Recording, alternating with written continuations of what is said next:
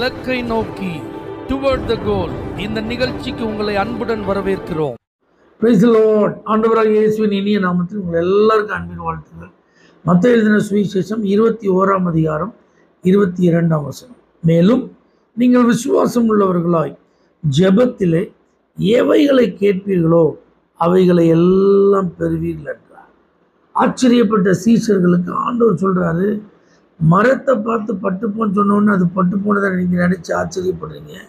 நீங்கள் சந்தேகப்படாமல் மலையவே பார்த்து பெயர்ந்து போன்னு சொன்னால் கூட அது போயிடும்ன்றார்.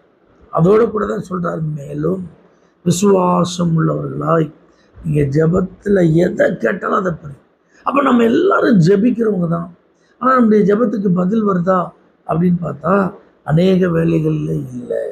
அப்போ ஜெபத்திற்கு பதிலை பெற்றுக்கொள்ள தேவையானது என்னது? விசுவாசம். அப்போ பிசாசு ரொம்ப தந்திரமான ஆள். அவன் எங்கே கை வைப்பான்? உங்கள் விசுவாசத்தில் தான் கை வைப்பான். ஜெபிக்க வச்சுருவான். அதிகாலையிலையா ஜெபம் பண்ணு, பகல்லையா ஜெபம் பண்ணு, மதியமா ஜெபம் பண்ணு, அந்தி சந்தி மத்தியான வேலை முறையீடு, எப்போனாலும் இரவெல்லாம் ஜெபிக்கிறாயா ஜெபம் பண்ணு. ஆனால் விசுவாசம் இல்லாமல் இதெல்லாம் செஞ்சு என்ன பிரயோஜனம்? அவன் கரெக்டாக அங்கே தான் கை வைப்பான்.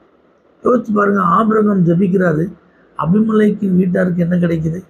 உடனே குழந்தை கிடைக்குது. ஆனால் யாருக்கு குழந்தை இல்லை? ஆபிரகாமுக்கு குழந்தை. அப்போ அவர் சோர்ந்து போகிறதுக்கு வாய்ப்பு இருக்குது. ஆனால் ஆபிரகாம் சோர்ந்து போகல, தொடர்ந்து விசுவாசத்தோடு காத்திருக்கிறார். அப்போ இப்படி தான் நம்முடைய விசுவாசம் பாருங்கள் சோதிக்கப்படும். நம்ம யாருக்காவது ஜெபம் பண்ணியிருக்கோம், அவங்களுக்கெல்லாம் அற்புதம் நடக்கும். ஆனால் நமக்காக விழுந்து ஜெபம் பண்ணுவோம், ஒன்றுமே நடக்காது. அதுக்காக நீங்கள் சோர்ந்து போயிடக்கூடாது. பவுல் எவ்வளோ பெரிய தேவ மனுஷன். அவன் தன்னுடைய சரீரத்தில் இருக்கிற பலவீனம் நீங்கள் அவர் 3 தடவை ஜெபம் பண்ணுறார்.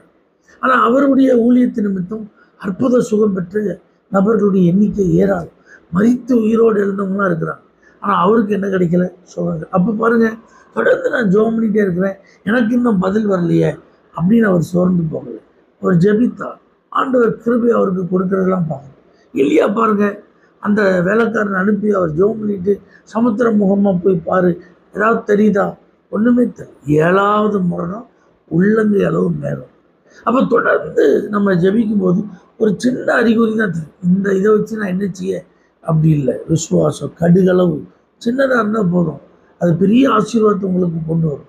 அப்போ நீங்கள் விசுவாசத்தோடு ஜெபிக்கிறீங்களா? அதை தான் கர்த்தர் எதிர்பார்க்கிறார். அற்புத சுகத்தை பெற்ற அத்தனை பேரையும் பாருங்கள். அற்புதமாக இயேசுவினிடத்திலிருந்து ஆசீர்வாதம் பெற்ற நிறைய பேரை பாருங்கள். இல்லாட்டி ஆண்டவர் சொன்னது உன் விசுவாசம் தான். எனக்கு பார்வத்தாருன்னு சொல்லி கத்துறான், அவனை அதட்டுறாங்க. அவனை கொண்டு வர சொன்னவனு உனக்கு என்னப்பா வேணுன்றாரு? நான் பார்வையிடுறேன். ஆண்டவர் சொல்கிறாரு, உன் விசுவாசம் ஒன்று ரட்சித்தாரு. 100க்கு அதிபதி சொல்கிறான், என் வீட்டுக்கெல்லாம் வர வேண்டாம், ஒரே ஒரு வார்த்தை சொன்னால் போதும், என் வேலைக்காரன் விசுவாசம் கிடையாது. ஆண்டவர் சொல்கிறார், இஸ்ரவேலுக்குள்ள கூட இப்படி ஒரு விசுவாசம் நான் பார்க்கலன்றார். தூர தேசத்துலேருந்து வந்த கானானிய ஸ்திரீ தன் மகளுக்காக தொடர்ந்து ஆண்டவரை ஃபாலோ பண்ணிகிட்டே போகிறாங்க. என் மகளுக்கு சுகந்தான். அந்த மகளுக்கு ஆண்டவர் அற்புதம் செய்யும்போது சொல்கிறார், உன் விசுவாசம் பெரிது.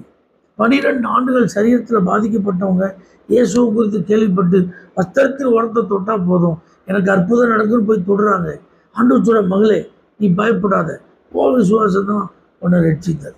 நான் சொன்ன இந்த ஆட்களெல்லாம் பாருங்கள், இவங்களாம் எத்தனை வருஷம் விசுவாசி, இவங்களாம் எத்தனை வருஷம் இயேசுவை ஃபாலோ பண்ணாங்க.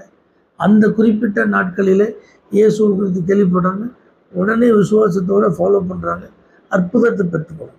அப்போ நாமளும் எத்தனை வருஷம் ஆண்டவருடைய பிள்ளைகளாக இருக்கிறோம், எத்தனை வருஷம் சர்ச்சுக்கு போகிறோம், எத்தனை வருஷம் ஆண்டவரை குறித்து அறிஞ்சிருக்கிறோம். ஆனால் நமக்கு இன்னும் என்ன வரல? விசுவாசம் வரல. அப்படின்னா என்ன செய்யணும்? விசுவாசம் கேள்வினால் தான் வரும். கேள்வி தேவனுடைய வார்த்தை. அப்போ நம்ம கையில் பைபிள் இருக்குது, அற்புதங்கள் நடந்த வேத பகுதிகள், ஆச்சரியமான காரியங்கள் இயேசு செஞ்சதெல்லாம் நீங்கள் திரும்ப திரும்ப எடுத்து வாசிங்க. அப்போ அது அந்த வார்த்தை உங்கள் இருதயத்தில் விசுவாசத்தை உண்டாக்கும். அப்போ உங்கள் புதிய நம்பிக்கை உங்களுக்குள்ள துளிர் விடுறதை நீங்கள் பார்க்கலாம். அப்போ நீங்கள் ஜெபம் பண்ண போகும்போதே விசுவாசத்தோடு போவீங்க. நிச்சயமாக முடிவு உண்டு, உன் நம்பிக்கை வீண் போகாதுன்னு ஆண்டவர் சொல்லுங்கள். நீங்கள் யார்கிட்ட ஜெபம் பண்ணுறீங்க அப்படிங்கிறது உங்களுக்கு தெரியும். நீங்கள் ஜெபம் பண்ணுற நபர் சாதாரணமான ஆளா? அவர் சகலத்தையும் புதிதாக்குகிறவர், சர்வ வல்லமையுள்ள தேவன், ஒன்றுமில்லாமலிருந்து ஒன்று உருவாக்குகிறவர், இல்லாதவைகளை இருக்கிறவைகளை போல அழைக்கிறவர். உங்களுடைய ஜெபத்தை அவர் கண்டிப்பாக கேட்டு உங்களுக்கு பதில் தவிர அவர் வல்லவராக இருக்கிறார். அப்போ உங்களுக்கு தேவை விசுவாசத்தோட ஜெபத்தில் போங்க. ரட்சிக்கப்படாத கணவருக்காக விசுவாசத்தோடு ஜெபம் பண்ணுங்கள். நம்பிக்கை இல்லாத சூழ்நிலையில் நம்பிக்கையோடு ஜெபம் பண்ணுங்கள்.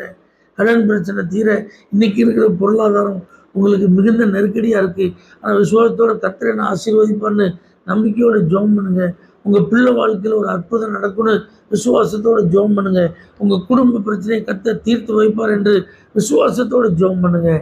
ஜெபத்தில் விசுவாசத்தோடு நீங்கள் ஜெபிப்பீங்கன்னா எதெல்லாம் கேட்குறீங்களோ அதெல்லாம் கர்த்தர் உங்களுக்கு தருவார். பிதாவே, யாரெல்லாம் இன்னைக்கு விசுவாசத்தோடு ஜெபிக்கிறாங்களோ அவங்களுடைய ஜெபங்கள் எல்லாம் அற்புதங்களை கட்டளை இயேசுவின் நாமத்தில் பிதாவே, ஆமென். For prayer contact, Pastor J. J. Kumar, El Shaddai Ministries, 9500252586, Surandai.